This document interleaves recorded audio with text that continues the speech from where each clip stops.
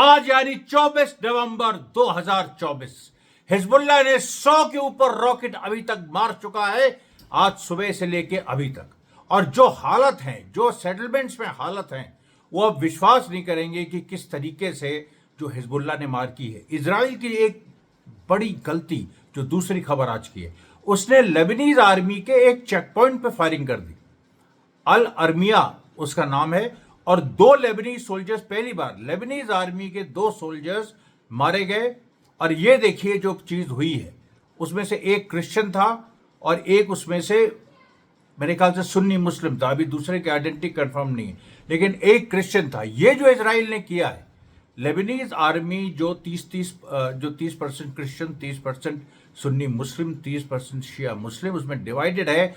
और उसके जो हेड हैं जोसेफ आउन, उन पे पूरा अमेरिका और इजराइल ने डोरा डाला था कि वो हिजबुल्लाह के खिलाफ जाएं, लेकिन उन्होंने अपने स्टेटमेंट में कह दिया था कि the Lebanese army will stay United. और आज की घटना के बाद तो इतना खतरनाक स्टेटमेंट आया है कि इजराइल के खिलाफ लेबनीज आर्मी कभी भी मैदान में उतर सकती है। और पता है तीसरी आपकी जो तीसरी बड़ी खबर क्या है? जॉर्डन के अंदर इजरायली एम्बेसी पे हमला हो गया। जी हाँ, आप सही सुन रहे हैं। और घंटों गोली चली है, 4 से 6 घंटा गोली चली है। उसमें जॉर्डन के 3 सिक्योरिटी ऑफिसर्स, बताइए, जॉर्डन, शर्म आनी चाहिए, ये इजराइल की एम्बेसी को डिफेंड कर रहे थे। और उसमें से 3 सिक्योरिटी ऑफिसर्स जॉर्डन के मार गिराए गए हैं। और जो फाइटर्स थे जॉर्डन के रेजिस्टेंस के, अब सोचिए आप, हमास फिलिस्तीनी रेजिस्टेंस जॉर्डन के अंदर स्ट्राइक कर रहा है सीधे इजरायली एम्बेसी पे। चारों तरफ जनता निकल आई, बहुत भारी बवाल हुआ। 3 जॉर्डन के सिक्योरिटी ऑफिशियल्स घायल हैं, और उसके साथ साथ जो फाइटर्स हैं उनमें से एक मारा गया, बाकी 3 निकल गए। और गोलियां जो हैं दूसरे डायरेक्शन से अभी भी चल रही हैं। अब आप सोचिए कि करीब 8 से, मतलब सुबह से ये हुआ था जब अंधेरा था, 8 से 10 घंटे हो गए हैं, लगातार गोली चल रही है। और उसमें आप जो वीडियो है, जो मैंने अपने वेबसाइट पे डाला है, और वो उस वीडियो में आप देखिए, जो मेरा वेबसाइट amresh.co है, बार AMARESH.co, उसमें आप जाके देखिए गोलियां कैसे चल रही हैं। पूरा 30-40 सेकंड का लंबा वीडियो है, और उसकी हालत आप उससे जायजा लगाइए कि जॉर्डन में क्या हालत है। और एक बात बताएं आपको, यहिया सिनवार का डिजिटल बदला ले लिया गया। अब आप कहेंगे डिजिटल बदला क्या? डिजिटल बदला ये कि जिस इजराइल की इंटेलिजेंस यूनिट 8200, जिसका नाम कई बार मेरे मुंह से आपने सुना होगा, अब यूनिट 8200 जिसके हेडक्वार्टर्स तेल अवीव के मोसाद हेडक्वार्टर के पास है, जिसको एक बार हिजबुल्लाह ने मारा भी था आज से 2-3 महीना पहले, वहां पर स्ट्राइक की थी। अब यूनिट 8200 क्या है कि वो जिम्मेदार बहुत सारे असैसिनेशंस जो इधर हुए, चाहे वो हिजबुल्लाह के असैसिनेशन, हिजबुल्लाह के टॉप कमांड का उनके असैसिनेशंस हो, यहिया सिनवार की मौत हो, उसके लिए यूनिट 8200 काफ़ी हद तक जिम्मेदार है। वो सुपर, मतलब दुनिया की सबसे बेहतरीन इंटेलिजेंस एजेंसीज में से एक है। मोसाद से भी 2 कदम आगे इजराइल की है वो 8200। और उसको हैक कर लिया हंडाला ने। हंडाला के बारे में आपको हमने बताया था कि किस तरीके से बेडरूम में घुस गई थी हंडाला। जो बेनी गैंस इजरायली मिनिस्टर हैं, योव गैलेंट, वो किस किस से मिल रहे हैं होटलों में, सारी बातें बाहर हो गई थी। आपको मैंने उनके बारे में बताया भी था। अब देखिए मैं क्या करूं, मेरे अभी क्या है, सब्सक्राइबर्स कम है, और वो मैंने कल भी आप लोगों को पूरा आह्वान किया था कि आगे बढ़ के इसमें मेरी मदद करिए। धीरे धीरे देखिए बहुत जल्दी ये चैनल बढ़ेगा। अभी मैं आपको एक चीज बता रहा हूं कि जो हंडाला ने हैक किया है, उसमें उन्होंने 8200 के अंदर जो उनकी फाइल्स हैं, जो उनकी कंप्यूटर फाइल्स हैं, उनको हैक कर लिया और वो पब्लिश कर दिया डेटा। अब मतलब ये सार्वजनिक हो गया है कि 8200 किस तरीके से अपनी इंटेलिजेंस शेयर करते हैं, अभी इजराइल की फोर्सेस कहां अटैक करने वाली। और अब आपको उस सवाल का जवाब मिल गया है कि हिजबुल्लाह को कैसे पता चलता है कि कौन इजरायली कहां घुस रहा है। और जैसे वो आर्कियोलॉजिस्ट को मार दिया, अर्लिच को टारगेट करके, बहुत सारे IDF के ऑफिसर्स जो छुट्टी मनाने बगल के सेटलमेंट्स में जाते हैं, वहां हमला होता है हिजबुल्लाह का, उसमें वो मार दिए जाते हैं। कैसे ये सब पता चलता है? ये सारी बातें देखिए हंडाला से साफ हुई हैं कि हंडाला हैक करता है, उसमें इतनी ताकत होती है, उसमें सारी चीज़ें रिवील हो जाती है। और अभी जो पूरा देखिए हंडाला ने हैक किया वो यहिया सिनवार के नाम पे किया। उन्होंने पोस्ट कर दिया है 8200 के यूनिट पे कि हमने आज तुमको नंगा कर दिया और यहिया सिनवार का बदला ले, जो वो तो देखिए इजराइल हारेगा तब यहिया सिनवार का असली बदला होगा, लेकिन डिजिटल बदला ये एक बहुत बड़ी बात है आज की दुनिया में। भारत में भी आपने वो फर्जी डिजिटल अरेस्ट सुना होगा, लेकिन ये जो डिजिटल बदला है कि आप नंगा कर दीजिए, आप दूसरे आदमी को फंक्शन नहीं करने दीजिए। जिस संस्था ने मारा उसी संस्था को इन लोगों ने हैक कर दिया और उसके डिटेल्स सार्वजनिक कर दिए। अब इनको तुरंत अपने सब कुछ बदल के, पासवर्ड बदल के, इतनी जल्दी जो बहुत सारे ऑपरेशन इजराइल ने प्लान किए थे वो उनको छोड़ने पड़े। 11 लोगों का असैसिनेशन प्लान था, 11 लोगों का। उसमें हिजबुल्लाह के भी लोग थे, हमास के भी लोग थे और कुछ सीरिया के भी लोग थे, और बशर अल असद जो सीरिया के प्रेसिडेंट हैं उन तक का असैसिनेशन प्लान था। लेकिन वो सारी चीजें ड्रॉप करनी पड़ी क्योंकि हंडाला ने ऐसी की तैसी कर दी। इतनी भयंकर उन्होंने हैकिंग की है कि सारे के सारे इंफॉर्मेशन सामने आ गए। और यहिया सिनवार, मैं फिर कह रहा हूं, उनका डिजिटल बदला लिया गया है। अब देखिए, अब मैं आपको बताता हूं कि और जो खबरें जो मेन आज आई हैं उसमें देखिए क्या है कि जो वेनेजुला में भी देखिए एक बड़ी कॉन्फ्रेंस एंटी कॉलोनियल हुई है। जो मदुरो वहाँ के प्रेसिडेंट हैं, प्रो पैलेस्टीनियन है, लेफ्टिस्ट हैं, और उन्होंने देखिए पूरा एक इस तरह का प्लान आउटलाइन किया है कि लैटिन अमेरिका अगर वर्ल्ड वॉर होती, और मतलब वर्ल्ड वॉर होनी है, तो लैटिन अमेरिका में किस तरीके से जो अलग अलग देश है उनकी क्या भूमिका होगी और वो कैसे जो एक्सेस ऑफ रेजिस्टेंस है उसको सपोर्ट करेंगे, उसको लेके कॉन्फ्रेंस हुई है। उसके बाद आप देखिए ईरान पार्लियामेंट के जो स्पीकर हैं मोहम्मद बागेर गालिबाफ, उन्होंने कहा है कि जो ये यूरोपियन देशों का जो बहुत ही अनरियलिस्टिक जो एक डिस्ट्रक्टिव अप्रोच है स्पेशली ईरान के प्रति, उसको हमेशा प्रेशर में रखना, सैंक्शंस में रखना और एटॉमिक एनर्जी कमीशन को उसके पीछे लगा देना, तो उन्होंने कहा इसका जवाब हमने इसी से हम दे रहे हैं। फिर वही बात जो परसों भी ईरान ने कही थी कि हम न्यूक्लियर बॉम्ब्स बनाने की तरफ बढ़ रहे हैं, और जो सेंट्रीफ्यूग्स हैं जो कि न्यूक्लियर बॉम्ब्स बनाने की जो एक बहुत ही महत्वपूर्ण कड़ी होती है, उनको हम एक्टिवेट कर रहे हैं। अब आप सुन लीजिए। उसके बाद देखिए जो हिजबुल्लाह ने जो स्ट्राइक्स की, 25 रॉकेट, ये इजरायली आर्मी ने कहा 25 रॉकेट हिजबुल्लाह ने अभी कुछ घंटों पहले मालोत एक एरिया है वेस्टर्न गलीली में, ये एक सेटलमेंट है, थोड़ा दूर है लेबनान बॉर्डर से, तो वो वहां पर स्ट्राइक किया है और वहां पर जो आईडीएफ बेस है, वहां एक छुपा हुआ आईडीएफ बेस था, वहां मारा है। देखिए हंडाला का काम, हिजबुल्लाह के पास सारी इंफॉर्मेशन पहुंच रही है। और ये जो 25 रॉकेट मालोत पे मारे, उसके पहले 65 रॉकेट लेबनान से वेस्टर्न गलीली पे मारे, ये मालोत के आसपास। अब आप सोचिए 65 + 25 90 रॉकेट्स सीधे एक ही एरिया में, एक ही सकम्फ्रेंस में, एक आप समझ लीजिए कि एक पूरा सेमी सर्कल ले लीजिए मालोत के आसपास, और करीब उसकी विड्थ करीब होगी आपकी करीब 50 किलोमीटर उसकी चौड़ाई होगी। तो उस इतने बड़े क्षेत्रफल में हिजबुल्लाह ने 90 रॉकेट्स मारे हैं। कम से कम 12 इजरायली सेटलर्स उसमें से घायल हैं, 3 की मौत हो चुकी है। अब आप देखिए साफ साफ ये आ रहा है। उसके बाद जो इन्होंने कहा, जो गालिबाफ हैं ईरान के जो स्पीकर, इन्होंने और एक दो बातें बड़ी ही तल्ख कही और ये कहा कि देखिए जो हम जो सेंट्रीफ्यूग्स यूज कर रहे हैं बॉम्ब बनाने के लिए, वो एडवांस सेंट्रीफ्यूग्स हैं, उनको हल्के में मत लीजिएगा, वो एक इस लेवल के। अब ये देखिए जो पूरी बात है वो तो ईरान, हो सकता है ईरान के पास ऑलरेडी न्यूक्लियर वेपन्स हों, तब उस स्थिति में कोई क्या करेगा। लेकिन ये जो बातें हो रही हैं ये एक साइकोलॉजिकल प्रेशर इजराइल पर डालने के लिए, क्योंकि कभी मत भूलिएगा ईरान का हमला अभी नहीं हुआ है। जिस तरीके से रशिया ने ओरेशनिक नाम की बैलिस्टिक मिसाइल छोड़ी और यूक्रेन के एक एरिया को तबाह किया, उसी तरीके से ईरान की प्लानिंग चल रही है। ईरान को आप जानते हैं, ईरान के बारे में हमें कुछ कहना नहीं है। ईरान चुपचाप स्ट्राइक करता है, किसी को पता नहीं चलता, जैसे 1 अक्टूबर को किया था, और उसमें एक बड़ा हिस्सा इजराइल का ध्वस्त होता है। तो देखिए उस पूरी सिचुएशन में ईरान को स्ट्राइक करना है। और इस बार मेरे ख्याल से जो यूनिट 8200 है, वो कोई भी बड़ी फैसिलिटी नष्ट होगी, ये बात तय है। क्योंकि वो अपना मन बना चुके हैं।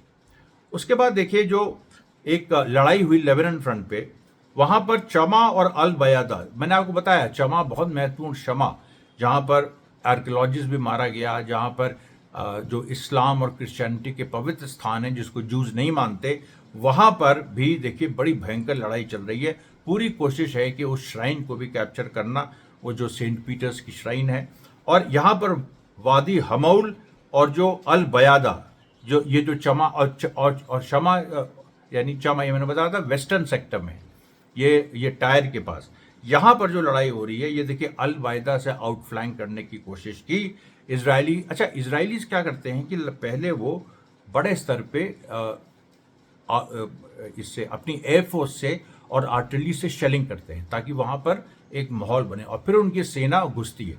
लेकिन ये टैक्टिक्स पुरानी हो गई हैं, ये सारी टैक्टिक्स पुरानी हो गई हैं।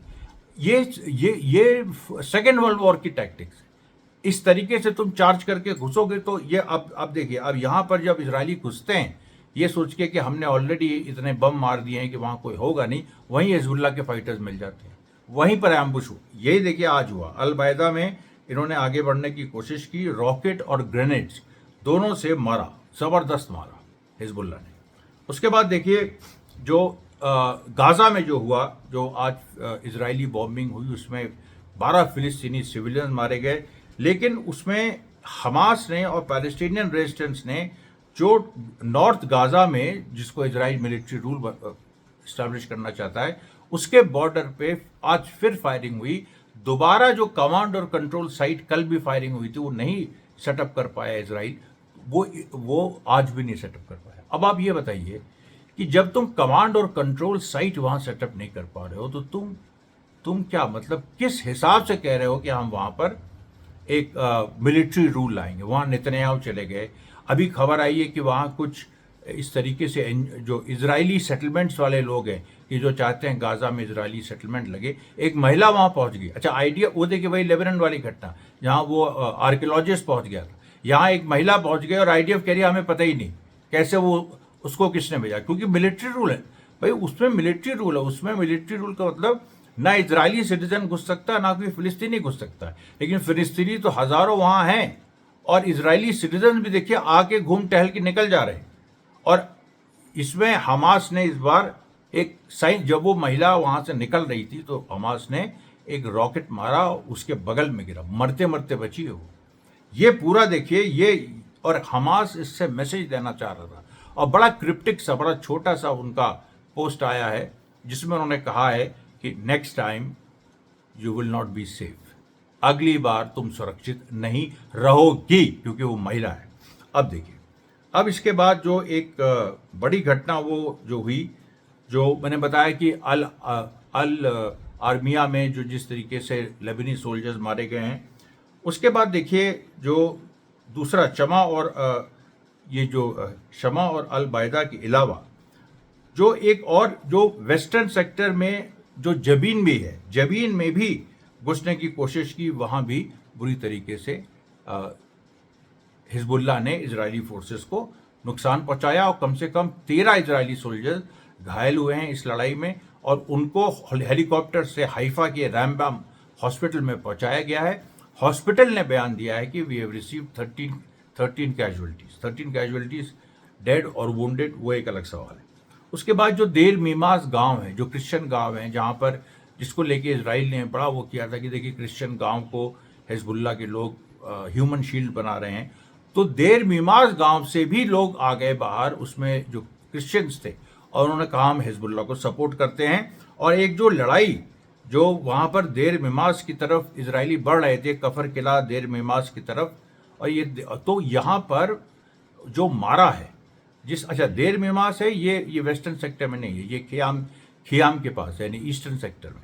तो देर मिमास और कफर किला ये सब ईस्टर्न सेक्टर में है, शमा और चमा वेस्टर्न सेक्टर में, और बीच में एनेता आतरून और मारून अल रस जो पूरा एरिया है। तो यहाँ पर देखिए जो रॉकेट और ड्रोन से लगातार मारा है हिजबुल्लाह ने, उसकी वजह से इनको पीछे हटना पड़ा।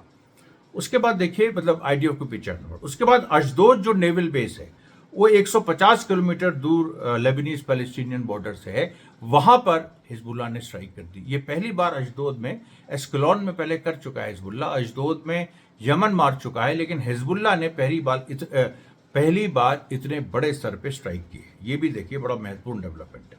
उसके बाद जो 23 नवंबर यानी कल के जो आंकड़े आए हैं, 34 ऑपरेशन हिजबुल्लाह ने कंडक्ट किए। उन 34 में जो उन्होंने जो खैबर ऑपरेशन था, एक जो घातक मिसाइलों से, उससे मिशमार हा करमल जो एक एयर डिफेंस वहाँ पर बेस है इजराइल का, वहाँ स्ट्राइक किया। हाइफा में 2 बार मारा, फिर श्रागा में 1 बार मारा, अक्का में फिर से मारा, और किरियत शिमोना, अवीवुम और मेरॉन और सफत, इन 4 जगह मारा, जो पहले भी लगातार हिजबुल्लाह मारता रहा है और जिसकी वजह से एक भारी क्षति इजराइल की होती रही। उसके बाद आप देखिए कि वेस्ट बैंक में नामेर एक जीप जिस तरह से उड़ाई, जिस तरह से, मतलब आप सोचिए कि जो नामेर व्हीकल्स हैं, जो जीप्स हैं, वो इतनी, मतलब अभी एक आंकड़ा आया था कि इजराइल के पास को पहले आता था कि 1600 मरकबा टैंक्स है, फिर आया कि 600 मरकबा टैंक्स है। हो सकता है कि 600 की संख्या हो, जो उसमें से कम 2 से 250 ऑलरेडी नष्ट हो चुके हैं जब से गाजा की लड़ाई शुरू हुई। और ये जो पूरे आंकड़े हैं, इजराइल नए टैंक्स नहीं बना पा रहा, ये भी एक देखिए बहुत बड़ी बात है, और जिसकी वजह से बहुत ज़्यादा वहाँ पर प्रॉब्लम है। और एक बात और आपको बताना है कि नेतन्याहू, वो मैं आपको अगले वीडियो में बताऊंगा कल, क्योंकि आज एक ही वीडियो आएगा। नेतन्याहू की जो नेतन्याहू के खिलाफ जो इन्वेस्टिगेशन चल रहा है, मुझे आंखों पे विश्वास नहीं हुआ जब मैंने देखा। ये जो हंडाला यूनिट है, इसने नेतन्याहू को नंगा कर दिया। नेतन्याहू का जो इन्वेस्टिगेशन इजरायली कर रहे हैं, उसके क्लिप्स आ गए कि नेतन्याहू बैठा है, उससे बात हो रही है। वो बहुत लंबा है, मैं अभी वेबसाइट पे डाल नहीं पाया हूँ, बाकायदा उसकी प्लानिंग करके मैं डालूंगा। तो 1 घंटे का वो पूरा है एक्सपोज है कि नेतन्याहू को उन्होंने उस तरीके, जो वो बैठ रहा है, उससे सवाल पूछे जा रहे हैं, इस तरीके की बातचीत हो रही। बताइए, अब जब ये तक पता है ईरान को कि कहाँ नेतन्याहू बैठ रहा है, तो आप ये बताइए नेतन्याहू को ईरान टारगेट नहीं कर सकता है।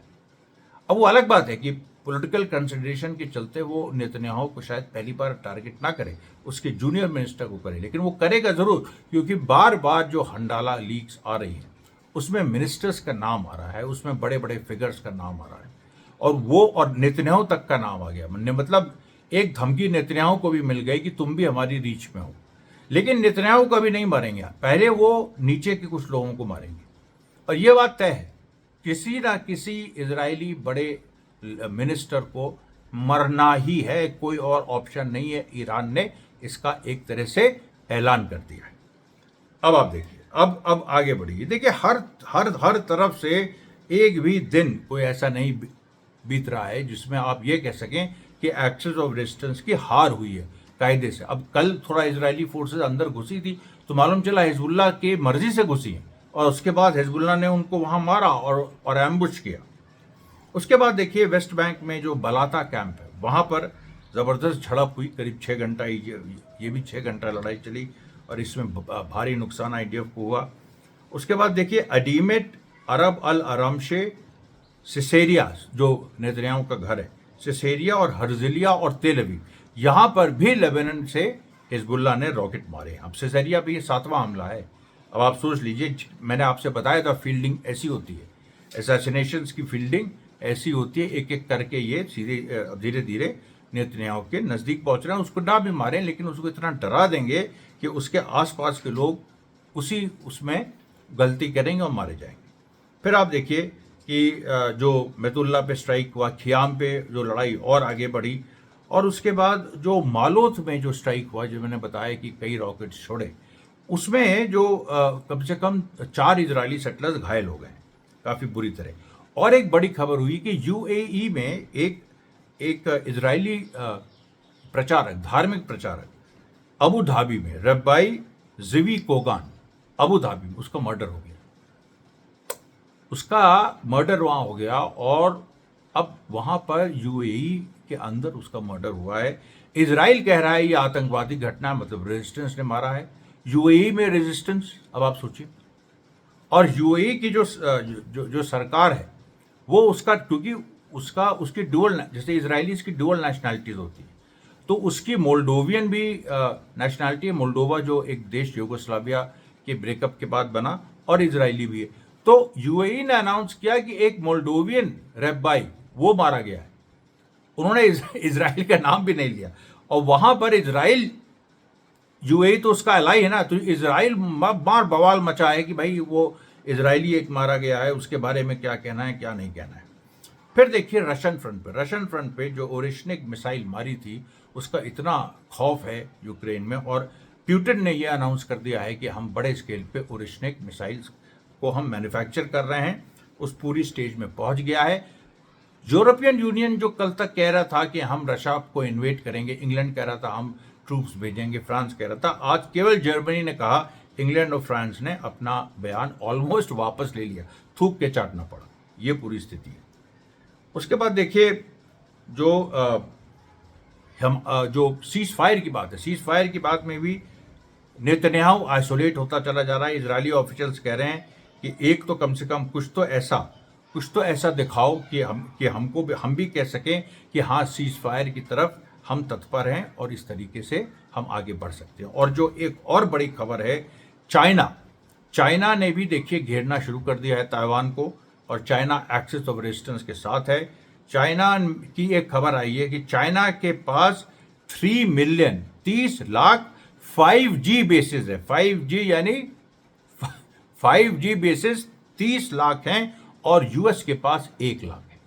और 5G बेसिस का मतलब आप समझ रहे हैं, पूरी इंटरकनेक्टिविटी, मतलब अगर वर्ल्ड वॉर हो जाए और अमेरिका अपनी तरफ से इंटरनेट और उसका सस्पेंशन भी कर दे, तो 5G आप चाइना से ले सकते हैं, क्योंकि उसके पास 30 लाख, और 30 लाख पूरी दुनिया में फैले बेसिस चाइना। अब ये बहुत लोगों को पता ही नहीं है कि 5G बेसिस भी कुछ होता है। लोगों ने सुना है मिलिट्री बेसिस होते हैं, एयरफोर्स बेसिस होते हैं, नेवल बेसिस होते हैं, लेकिन 5G बेसिस भी होते हैं, आप सोचिए।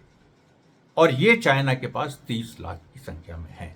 तो देखिए, ये आज का प्रसारण मैं यहीं पर समाप्त करता हूं। कल आपके बीच फिर आऊंगा, तब तक के लिए धन्यवाद, बहुत बहुत धन्यवाद।